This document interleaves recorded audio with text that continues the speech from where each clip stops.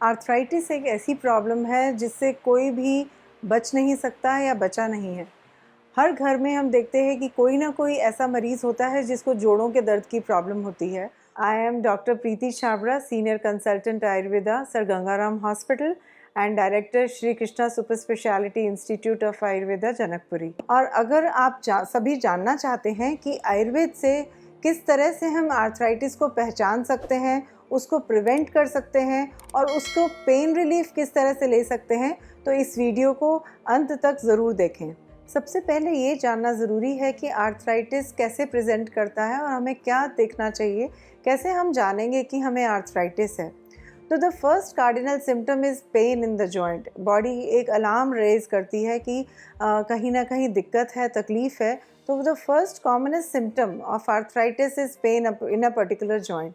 वो pen knee joint में हो सकता है, लोअर बैक में हो सकता है, सर्वाइकल रीजन में हो सकता है, सर्वाइकल स्पाइन में, शोल्डर्स में हो सकता है, small joints of hands and feet में हो सकता है। जब भी आर्थराइटिस का पेशेंट प्रेजेंट करता है जिसमें पेन प्रमुख है, स्वेलिंग हो सकती है और रेडनेस हो सकती है, जिससे कि जो मूवमेंट है वो रिस्ट्रिक्ट होती है।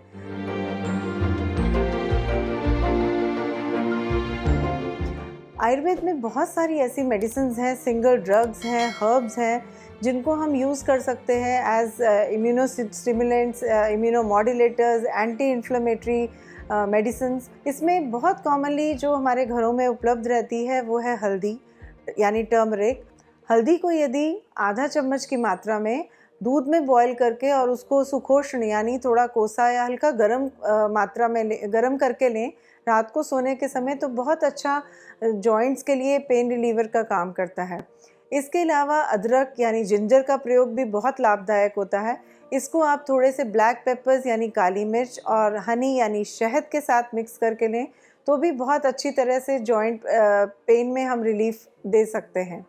इसके साथ साथ कुछ मेडिसिन्स हैं जैसे शलाकी है, अश्वगंधा है और कैस्टर ऑयल है, तिल तेल है।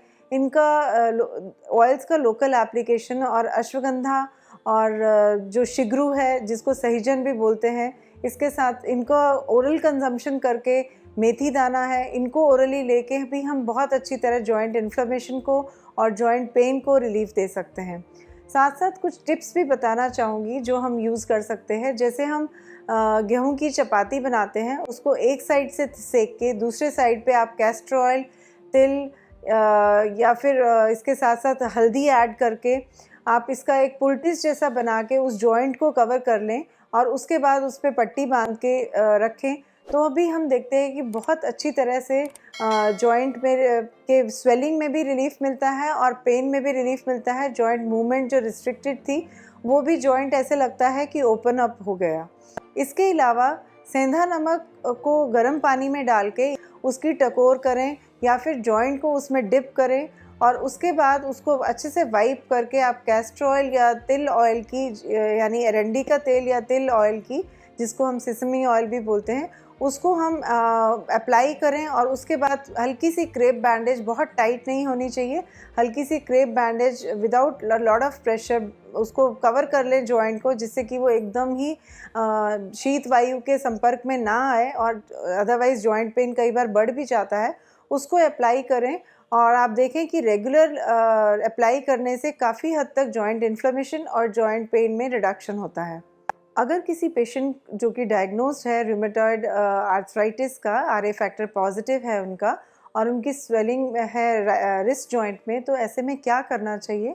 ऐसे में हमें प्लेन कैस्टर ऑयल यानी कि एरंडी का तेल, उसको गर्म करके उसमें थोड़ा सा नमक ऐड कर लीजिए और बहुत जेंटली अपने रिस्ट को मसाज कीजिए, जिससे कि रेगुलरली उसको करने से उसकी जो हीट है और जो नमक का गुण है वो पेनिट्रेट करता है थ्रू द स्किन एंड जो जॉइंट की स्वेलिंग है वो रिड्यूस होती है। इसके बाद आप ऐसा कर सकते हैं कि गरम रेत की एक पोटली बना के उससे आप उसकी सिकाई करें और आप देखेंगे कि आफ्टर 3 to 4 और मे बी मैक्सिमम 5 एप्लीकेशंस में रिस्ट की जॉइंट की मूवमेंट इम्प्रूव होती है, स्वेलिंग भी रिड्यूस होती है एंड पेन एंड स्टिफनेस भी काफ़ी हद तक कम हो जाता है।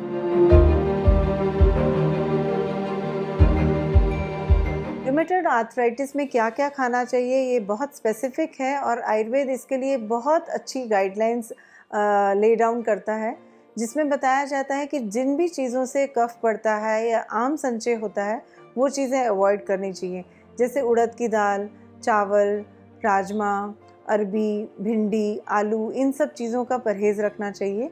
और जो भी खाएं वो गरम खाएं, गुनगुना खाएं, कभी भी बासा खाना नहीं खाना चाहिए।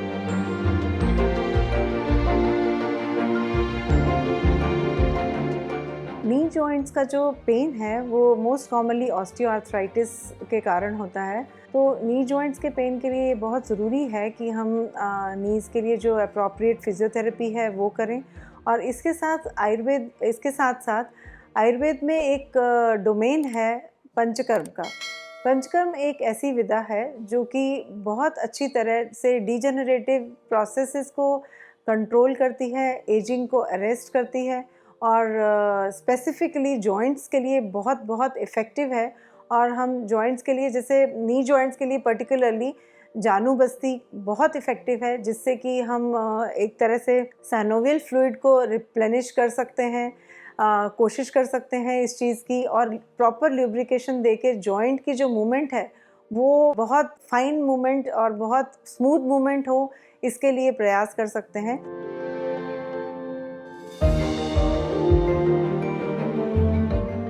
आर्थराइटिस का कोई परमानेंट क्योर नहीं है, बिकॉज़ ये ऑनगोइंग प्रोसेस है।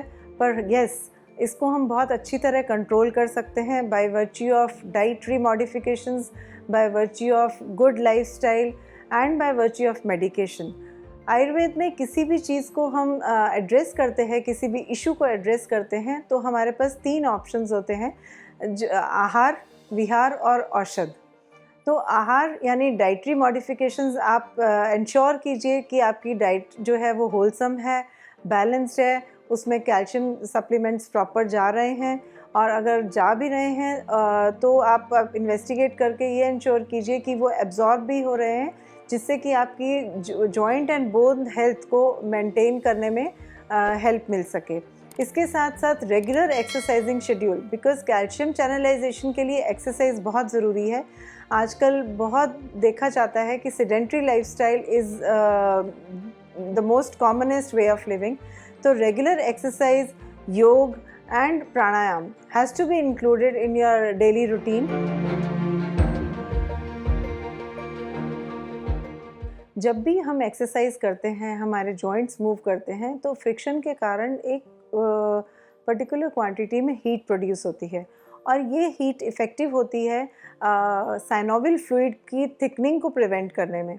यानी जो साइनोवियल फ्लूइड है वो अगर घर्षण के कारण जो हीट जनरेट होती है उसके कारण वो लिक्विफाइड स्टेट में रहता है, और जब हम एक्सरसाइज नहीं करते, मूवमेंट नहीं करते, तो वहाँ पे जो स्टिफनेस है वो इंक्रीज़ होती चली जाती है। कभी भी आर्थराइटिस में अगर पेन है तो आप मिनिमल एक्सरसाइज करें, उतनी कि जितनी आप सहन कर सकें। जैसे जैसे आपका रेंज ऑफ मूवमेंट इम्प्रूव होता है या जॉइंट की पेन रिड्यूस होती है, तो आप धीरे धीरे अपनी वॉकिंग में ब्रिस्कनेस ला सकते हैं।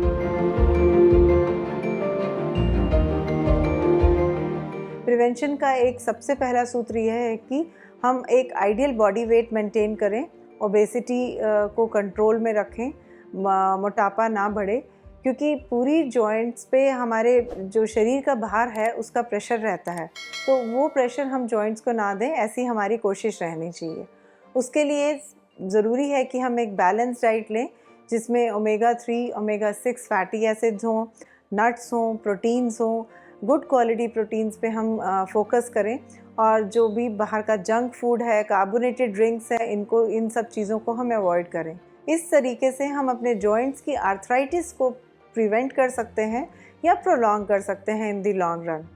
आशा करती हूँ कि इस वीडियो से आप सभी लाभान्वित होंगे और आर्थराइटिस से रिलेटेड जितने भी आपके डाउट्स, जितनी भी आपकी क्वायरीज़ होंगी, वो काफ़ी हद तक सॉल्व हुई होंगी। और इस तरह के वीडियोस को रेगुलरली देखने के लिए आप 1mg चैनल को सब्सक्राइब कीजिए, और जानकारी के लिए इसी चैनल पे बने रहिए। धन्यवाद।